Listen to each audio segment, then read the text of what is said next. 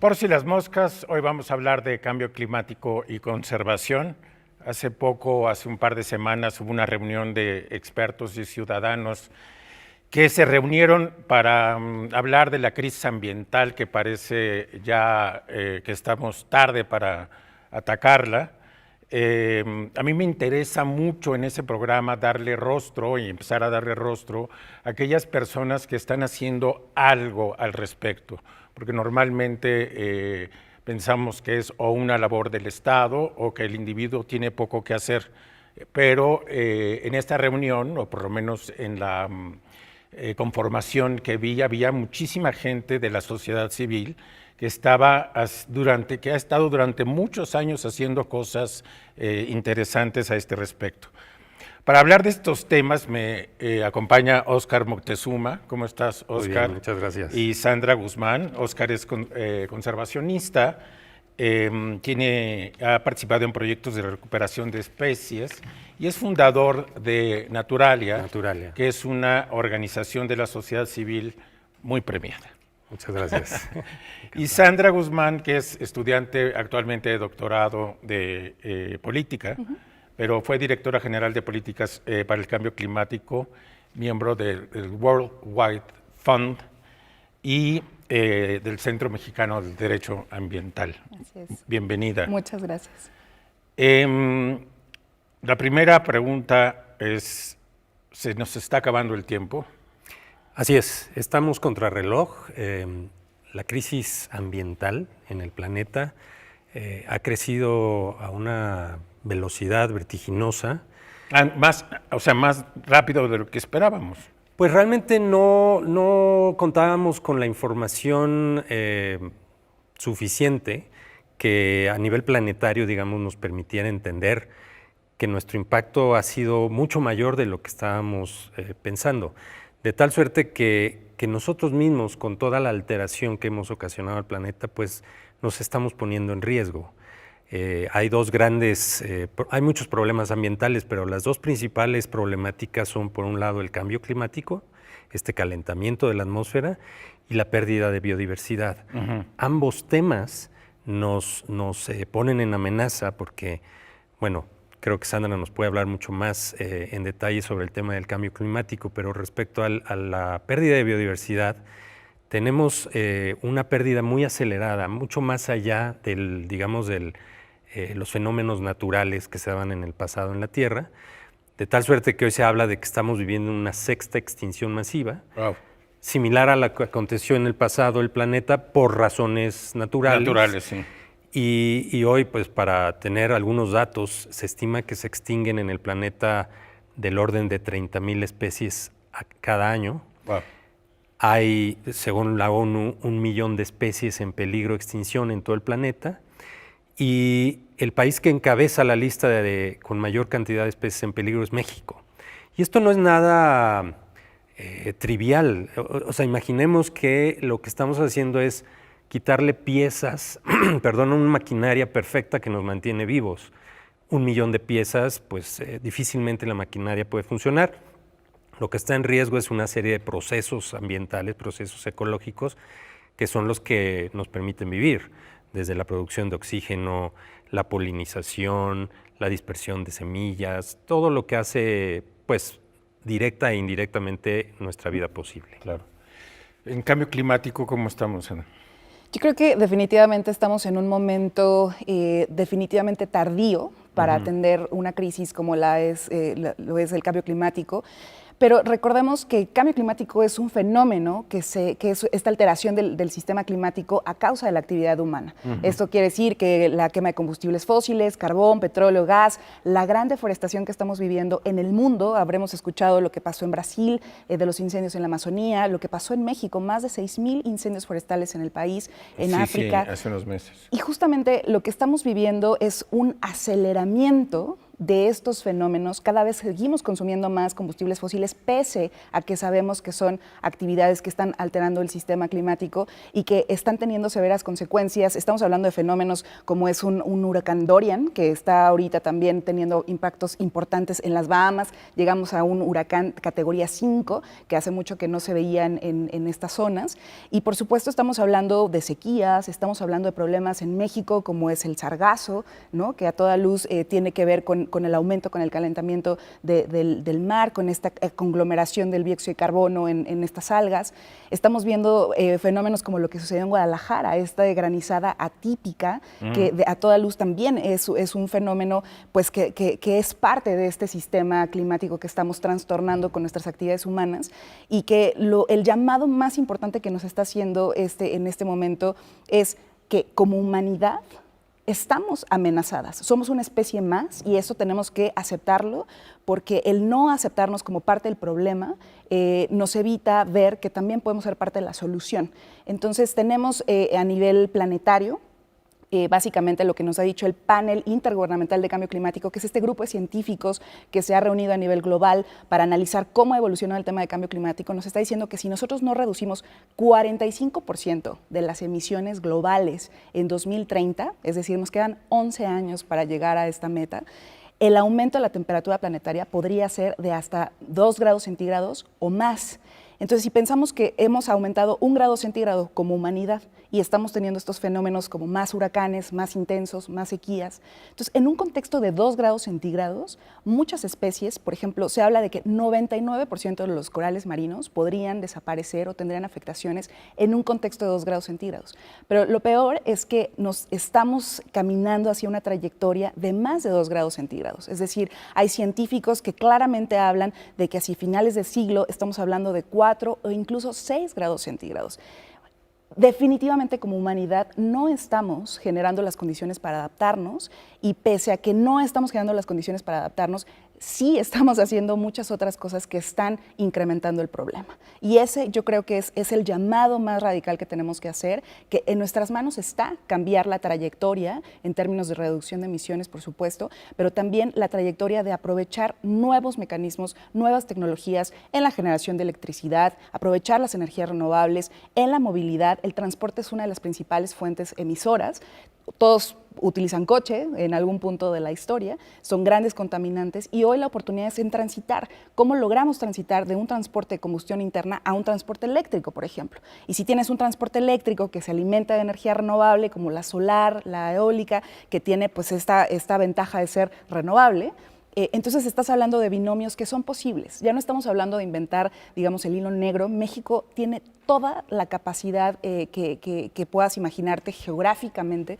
Tenemos todo para ser un país que realmente pueda transitar hacia un cambio de modelo radical, en donde estas tecnologías realmente puedan beneficiar. Y ya no estamos hablando solo de una cuestión de crecimiento económico, estamos hablando de una cuestión social. Social y de sobrevivencia. Totalmente. Y entonces esa es la gran oportunidad que tenemos como México. Vamos tarde, pero todavía podemos hacer algo. Vamos a dejar aquí, regresando vamos a hablar del ambiente internacional y el ambiente nacional sobre estos temas.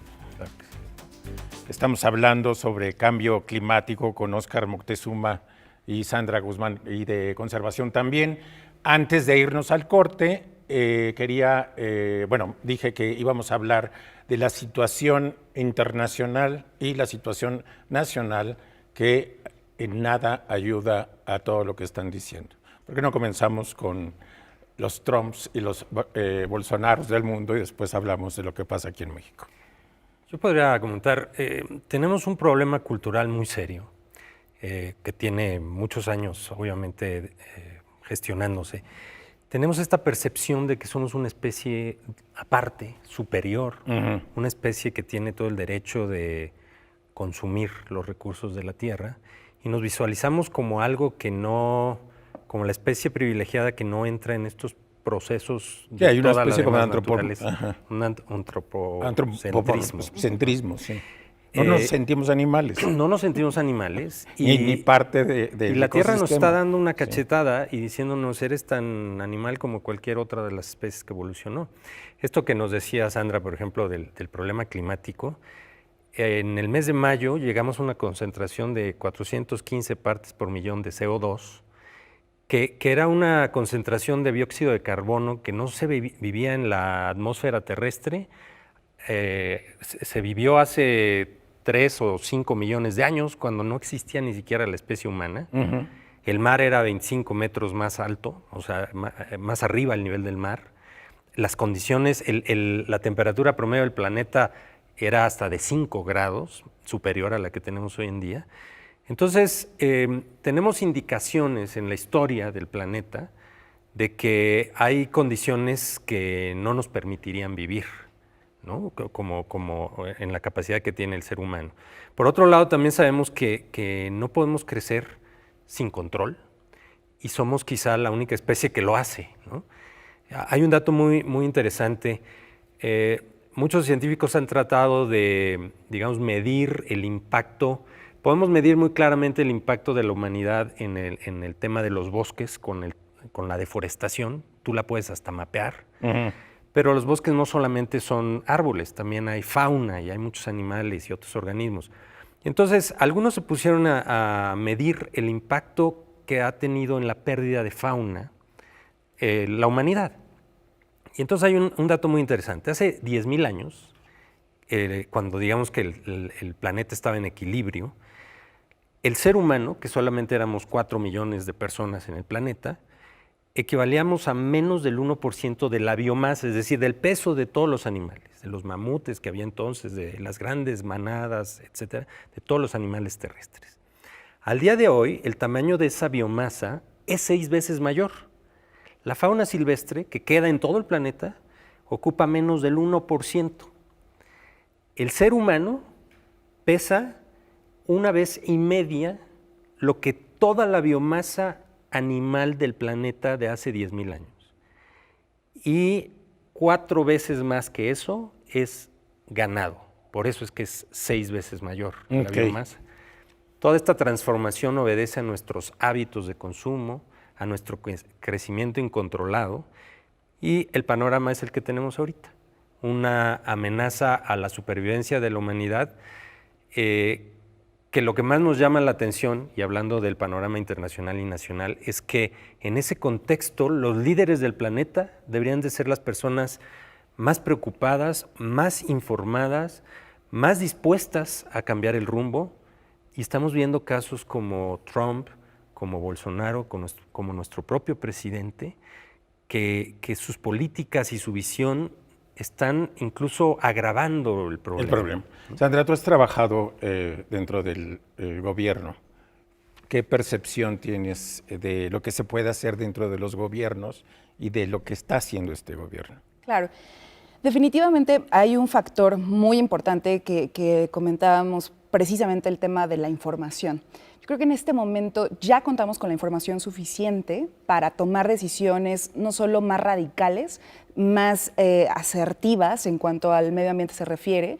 Y digamos, mi experiencia es que yo no había visto una agenda ambiental tan desdibujada, tan debilitada en muchos años. Llevo muchos años en materia de cambio climático y creo que sí es un llamado de atención. Sí tenemos que, este es un momento de reflexión profunda en donde tenemos, por un lado, que reconocer que, desde luego, la crisis ambiental no es una crisis que vamos a resolver solo desde el frente gubernamental, es decir, viendo, digamos, las estructuras gubernamentales, es muy difícil resolver los problemas de un país como México, y si lo hablas a nivel global, es muy difícil que los gobiernos realmente puedan contener esta crisis, y de ahí la importancia de otros actores. Pero aún así, los gobiernos tienen una responsabilidad muy importante de determinar esas políticas que nos van a trazar la ruta de largo plazo, hacia dónde vamos a ir caminando, para que todos los demás elementos se vayan acomodando. Pero hoy tenemos un gobierno que definitivamente no tiene la agenda ambiental en el corazón de su desarrollo. Tenemos 25 proyectos prioritarios. Estamos invirtiendo en petróleo. Ninguno de ellos en temas ambientales. Estamos invirtiendo significativamente en petróleo, pero no solo eso, estamos haciendo recortes importantes de otras secretarías para invertir en el fortalecimiento de petróleos mexicanos. Y que creo que el problema de fondo es, ¿cuál es el plan B? ¿No? Hay países que pueden seguir generando ciertos esquemas productivos que hoy por hoy lo que es una realidad es que México ya no va a ser un país petrolero por excelencia, lo fue en los años 60, 70. Hoy vivimos un México totalmente diferente y tenemos que empezar a legislar, que creo que también es un tema de cómo se comportan los congresos, pero sobre todo un tema de política a los diferentes niveles. Ya no es un tema solo del gobierno federal, es un tema de los gobiernos locales y más aún es un tema del resto de la sociedad, ¿no? En cómo participa el sector privado, cómo participa la academia, cómo participa la sociedad civil. Y eso es precisamente de los temas que discutimos en estos diálogos por la tierra con diversas organizaciones. Y fue muy interesante hacer una reflexión de ambientalistas del pasado, ambientalistas actuales, en donde reconocimos que hay una crisis global, hay una crisis ambiental en México brutal, hay un temor de cómo la agenda ambiental, no solo una institución como la Semarnat, que está empezando pues, a desmembrarse, digamos, internamente, pero hacia los lados, y ahora tenemos que empezar a pensar cómo otros actores políticos van a tener que empezar a liderar estos temas ambientales y que al final del día los temas ambientales no deben verse únicamente como desde el sector ambiental. Es decir, los temas que trabajamos tienen que ser totalmente transversales, otras secretarías tienen que empezar a trabajar en ello. Y yo creo que aquí es un llamado muy importante a reconocer que estamos en una crisis y que esa crisis nos tiene que movilizar a acciones mucho más contundentes. Y justamente en estos diálogos por la tierra conversamos de sí, hay que seguir impulsando para que haya mejores políticas públicas, pero también tenemos que resistir ante esos proyectos que están afectando el futuro de la humanidad. Es decir, habían dicho que no iba a haber fracking, el presidente dijo no va a haber fracking, hoy tenemos proyectos e inversiones que están en el paquete económico de inversión en fracking, que tiene importantísimos impactos en términos de agua, en términos de todas las soluciones químicas que se utiliza para extracción. Es decir, seguimos en un país que está, casado con los combustibles fósiles, cuando en este momento, en esta información que estamos trabajando ahorita, tendríamos que estar en una trayectoria totalmente diferente, totalmente, paralela y transitando fuertemente hacia las energías renovables, hacia la movilidad más orgánica y más, eléctrica, y sin embargo seguimos en esta tendencia. Entonces, eso habla no solo de una catástrofe política, pero habla de un desinterés y yo quisiera pensar que hay una falta de información, pero me cuesta trabajo pensar que es una falta de información porque la información está ahí. Entonces es un desinterés que como ciudadanía tenemos que, elevar la voz, visibilizar y reaccionar en consecuencia. Sandra, otra vez te tengo que interrumpir y regresamos a Por si las moscas. Estamos de regreso en Por si las moscas, estamos hablando de cambio climático y conservación, estamos hablando de que ya estamos muy tarde para hacer los cambios que se necesitan, que tal vez las consecuencias de no haber hecho las cosas nos vayan a agravar la vida. Estamos hablando de que está en peligro la propia especie humana. Quería que me contaran más sobre esos diálogos sobre la, ¿cómo se llama? Diálogos sobre la tierra. ¿Qué fue lo que pasó ahí? Bueno, por un lado, cada uno en su área de conocimientos, de ¿Quién fue el organizador, perdón? Bueno, lo organizó el Huerto Roma Verde, con una serie de aliados nacionales e internacionales, y trataron de involucrar expertos, especialistas en los principales temas ambientales, activistas, finalmente como para hacer una reflexión en conjunto sobre el tamaño de la crisis, la gravedad, los escenarios, y tratar de encontrar, líneas de acción posible. Por supuesto, tengo que decir que todo se ve muy complicado, porque por un lado estamos en un escenario de extrema urgencia, de muy baja conciencia, y cuando hablo de conciencia no solamente hablo de la ciudadanía o de la población, hablo de los gobernantes, de los líderes, de los empresarios, o sea, todos los niveles. Pareciera que el planeta es inagotable y que nuestro tiempo es igual de inagotable. Infinito, sí. Y en realidad necesitamos un cambio cultural muy rápido y necesitamos pues un plan de choque, digamos, ante la emergencia, que lo que más necesita es voluntad política.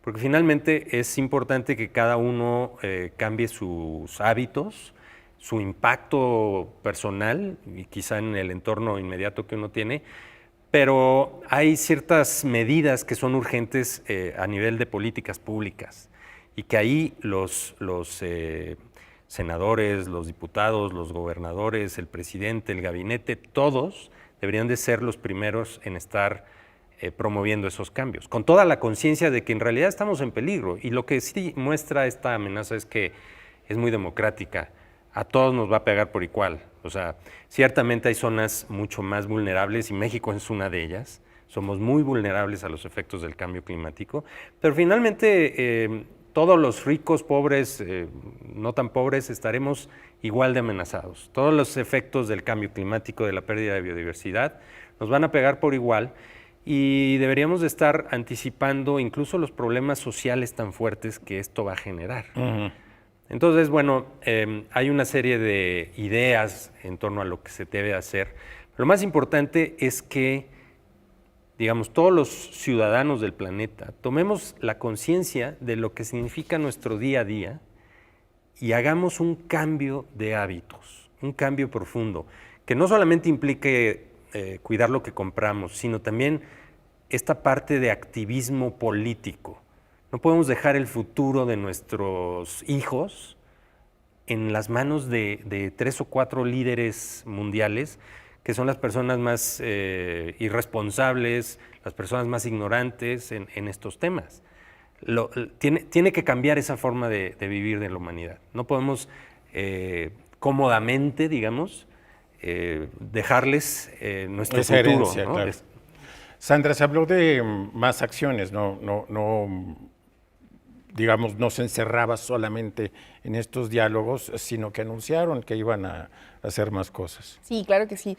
De hecho, ahora está en un proceso justamente de procesar toda la información que se virtió en la discusión, y yo creo que hay un reconocimiento del importante rol que juega la sociedad en su conjunto en la atención de esta crisis climática, de esta crisis ambiental que estamos viviendo, y de la importancia de empezar a internalizar esa responsabilidad. Hay un reconocimiento de que sí, hay que seguir trabajando para impulsar como este marco de política pública, votar, ¿no?, mejor por los candidatos, pensando que la política tiene caducidad, ¿no? Tú tienes un periodo de 6 años que puedes hacer cosas, pero el punto es cómo trascender a una cuestión más política cuando hablamos de una crisis que sobrepasa cualquier discusión de colores o de lo que sea, ¿no? Y justamente algo que hemos reflexionado mucho, que tiene que ver con el actuar, digamos, de cada uno de los individuos que formamos parte, y seguir pensando en que tenemos que redefinir el concepto de bienestar.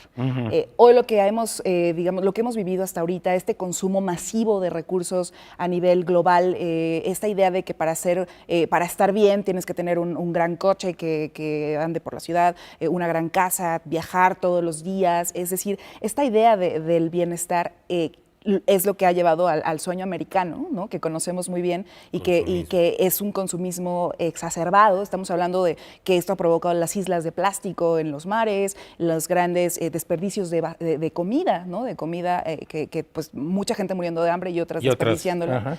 Y yo creo que hay una reflexión en estos diálogos de cómo vamos a reflexionar sobre, uno, cuál es el bienestar. ¿Cómo nos empezamos a conectar con la naturaleza? Porque en un mundo en donde cada vez las ciudades, digamos, los habitantes viven más en zonas urbanas, ¿no? Entonces tenemos muy poco contacto con las zonas, digamos, con la naturaleza, y eso nos está empezando a desconectar, y empezamos a tener niños que ya no conviven en los bosques, niños que viven pues en la selva de concreto, y el llamado más grande es a así declarar la emergencia, pero actuar en consecuencia. Y ya no esperar solo a que los gobiernos declaren la emergencia. Por supuesto que lo tienen que hacer, porque tienen que reconocer que hay un fenómeno de fondo que ellos tienen que reaccionar y que tienen que atender. Pero el reconocer la emergencia es también algo de cada uno de nosotros como ciudadanas y ciudadanos, de decir, sí hay un problema ambiental y yo qué voy a hacer en consecuencia para responder. ¿Cuáles son esos cambios en los hábitos que yo tengo que hacer cotidianamente? Porque es algo que lamentablemente no podemos dejarle solo a un grupo porque no lo van a poder resolver. Y aquí creo que también tiene mucho que ver con el sector privado y otros actores, ¿no? Empezarles a invitar a ser parte de estos diálogos, aquellos que son emprendedores, que están innovando, que están empezando a utilizar otras formas de hacer las cosas. Entonces yo creo que estos diálogos vienen justamente en temas de transporte, estamos tratando de mover cosas en términos de energía, en temas de, por ejemplo, océanos, el tema de plásticos. Hay una campaña muy importante para un México sin plásticos, ¿no? Empezar a reducir el consumo de estos plásticos de un solo uso, que también es una campaña que se quiere cobijar en estos diálogos. Y sobre todo es reflexionar esas acciones que sí podemos hacer todos los días desde que nos levantamos para hacer cambios importantes, no dejar de involucrarnos en la toma de decisiones y si hay algo que no nos gusta, decirlo. Hay que visibilizar y hay que democratizar y hay que socializar y ciudadanizar la agenda ambiental. Bueno, pues creo que se ha cumplido el cometido de este programa, que es darle voz y visibilidad a las personas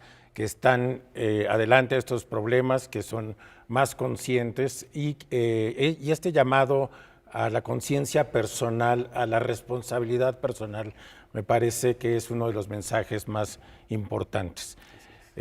Muchísimas gracias, Óscar, Sandra, por estar aquí en Por si las moscas. Muchísimas gracias.